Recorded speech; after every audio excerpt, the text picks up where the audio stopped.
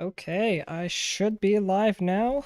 Let's go ahead and make sure that's actually the case. Give it a second here. Check and make sure it's live on the phone. I need a better way of checking this, but it is what it is. It is what it is. Okay, we should be good.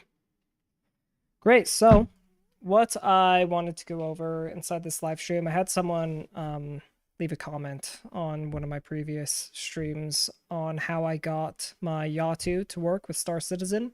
So I thought I would just go over some of the configurations quickly, and I might put together a more proper video later, but it'll be pretty quickly going through this, I think. So the first thing that you are going to need to get your Yaw to work with really any game is the game engine, which you can get off of Yaw's website. I'm not going to run through that because I assume if you're buying the Yaw, you're probably technologically savvy enough to figure that out yourself. Anyone that joins, by the way, feel free to ask questions in the chat as well. But what you're going to do, or the second thing you're going to need if you're going to have two sticks. So in my case, I have a HOSAS set up, so hands-on stick and stick, or hands-on stick on stick. And one of the limitations of the Yaw Game Engine is that you can only have one device selected for controlling the input. So if you want to have motion in the simulator mapped to both joysticks, you're going to have to use an intermediary piece of software, which in this case, I am using Joystick Gremlin. It's a free program you can download and install. And I probably want to run you through how Joystick Gremlin works first. So the way that you can do it is you can bind different buttons to a virtual joystick. So in the top tab here, you have your two sticks, you've got your keyboard, and then the VJoy device. VJoy device is the virtual joystick that you're going to be mapping different axes to.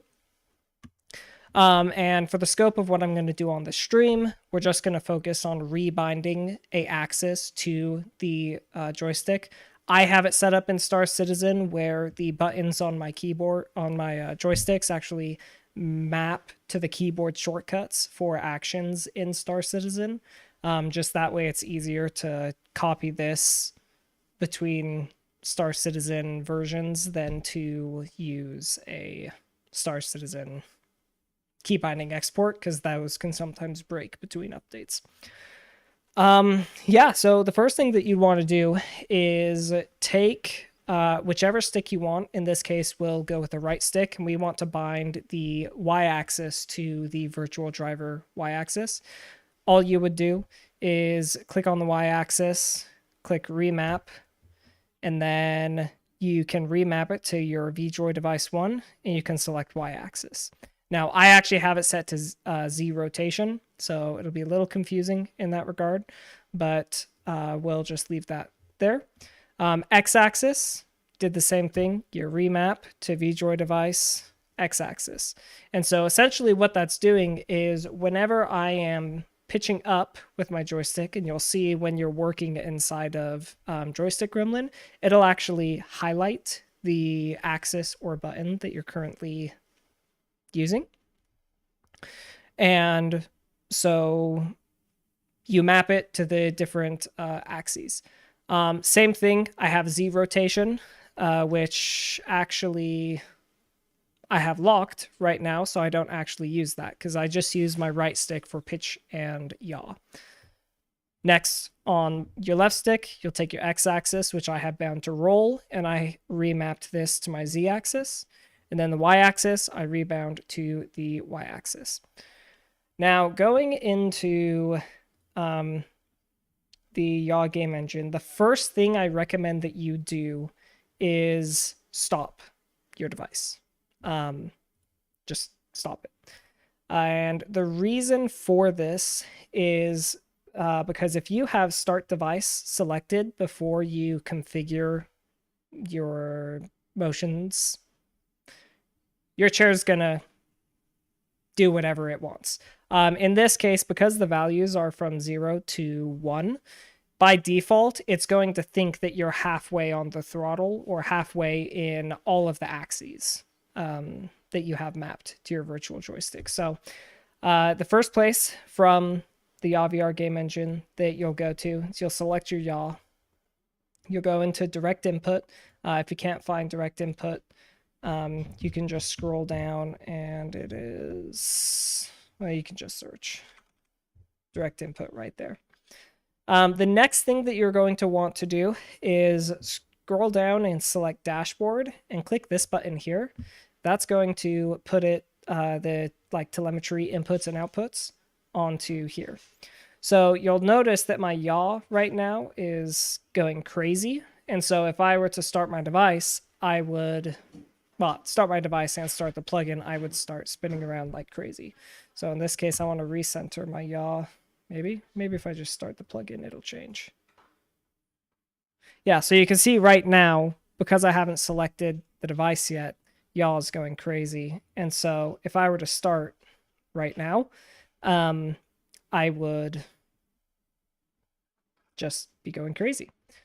Let me go ahead and start Joystick Gremlin. So you can see right now that my yaw movements are being controlled by this stick that I have my right hand on right now.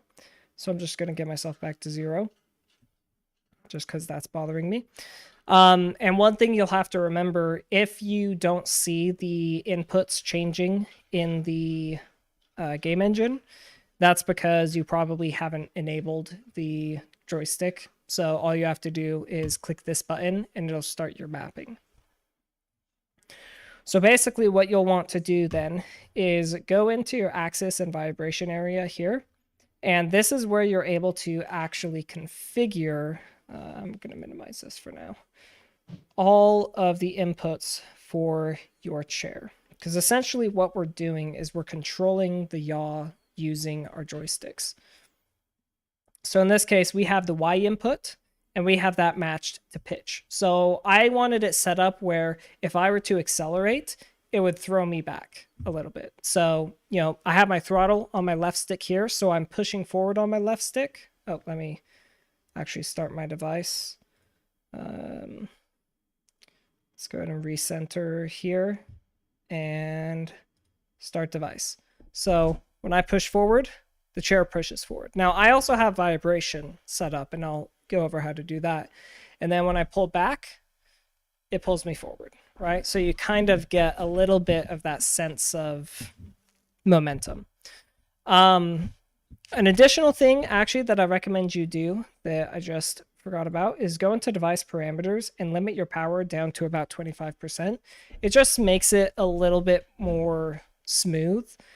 Without having to actually use the smoothing, because the smoothing can be annoying where if you have a large set of numbers and you go from say 100 to 1, you'll start at 100 and get all the way down to like 10 in say 1 second, but then going from 10 to 1 will take an additional 3 seconds or something like that.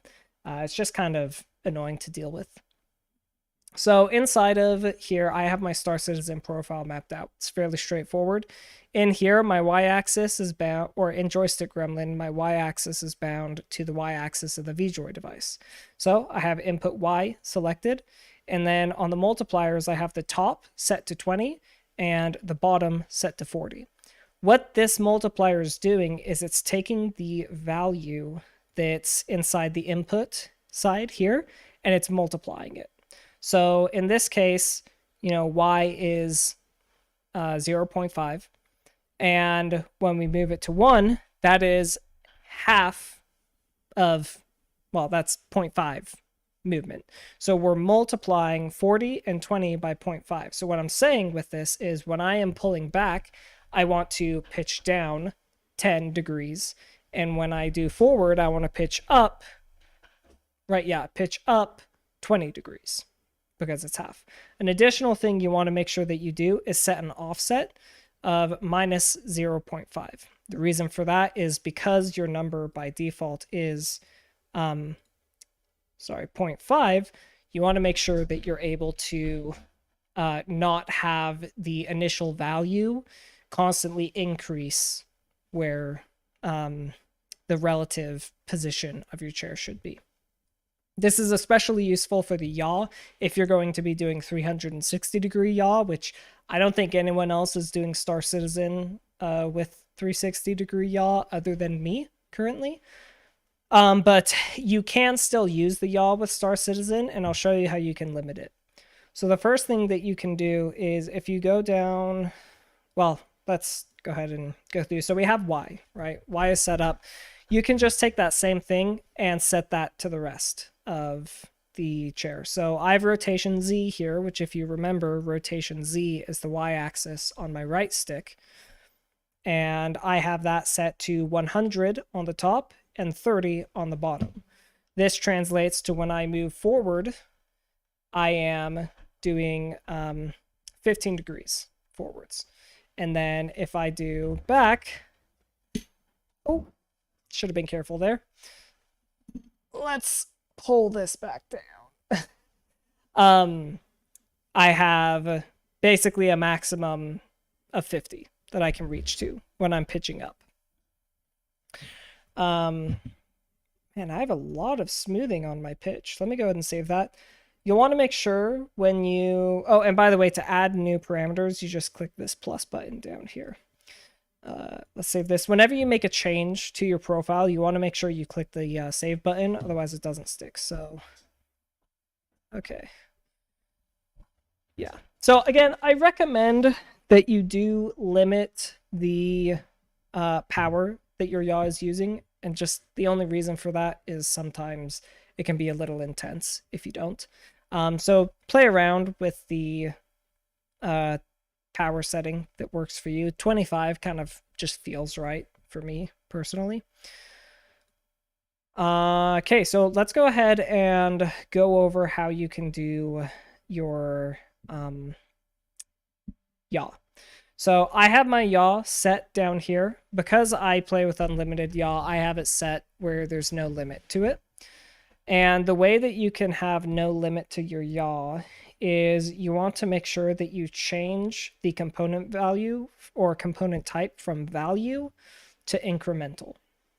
Now, the reason for this is that with incremental values, what you're saying is basically if 0 is your starting point and you go to 1, move, like every 1 second, change the value multiplied by the multiplier. So in this case, I'm essentially saying that I want to spin at 14 degrees every second with my yaw if I'm at like all the way maxed out. Because remember, we're at 0.5 going to 1 or down to 0. So we're taking whatever number is up top or whatever the multiplier is, and we're dividing it by half. That is, I guess, in this case with incremental, that's just how much it's increasing a second. And if you wanted to limit, all you would do is change it to value instead. And what that would do is when you return to 0, in this case 0.5, it'll recenter the yaw. And when you go all the way to the side, it's going to move you to half of whatever you set the value at. Fairly straightforward. You want to make sure, obviously, with all of these that you have an offset of 0.5, minus 0.5. So that's how you can do all the matching for your pitch and roll. I guess if someone really wants my profile, I can export it for you, but you'll want to make sure that you have the Joystick Gremlin file as well, which I can share. I essentially took Buzzkiller's 3.18 key bindings and modified them just a little bit. There's still some manual bindings you have to do, but one other thing to discuss is the smoothing. So the smoothing is something you just play around with. The smoothing amount is exponential, so the difference between like 95% smoothing and 99% smoothing is huge. Even the difference between 99 and 98 is pretty big. The difference between 0 and 90, it's a little bit less easy to feel personally. And then an additional thing that I forgot to mention you can do, like for instance with the yaw, if you wanted to, is you can set a limit. And so essentially what that would mean is I could keep on yawing up until I hit that limit. Then once you hit that limit, you can't yaw anymore. This is useful if you don't want to spin around too much.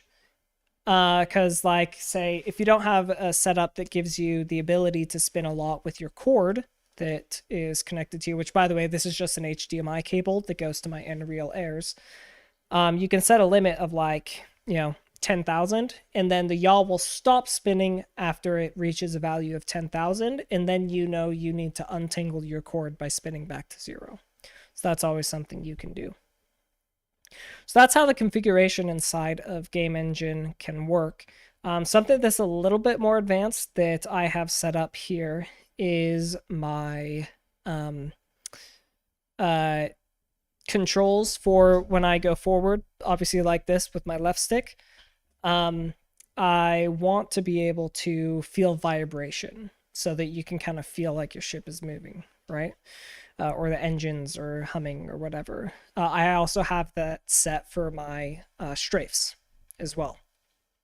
So the way that I have that set up is you have amperage, and your amperage determines the intensity of the vibration you feel.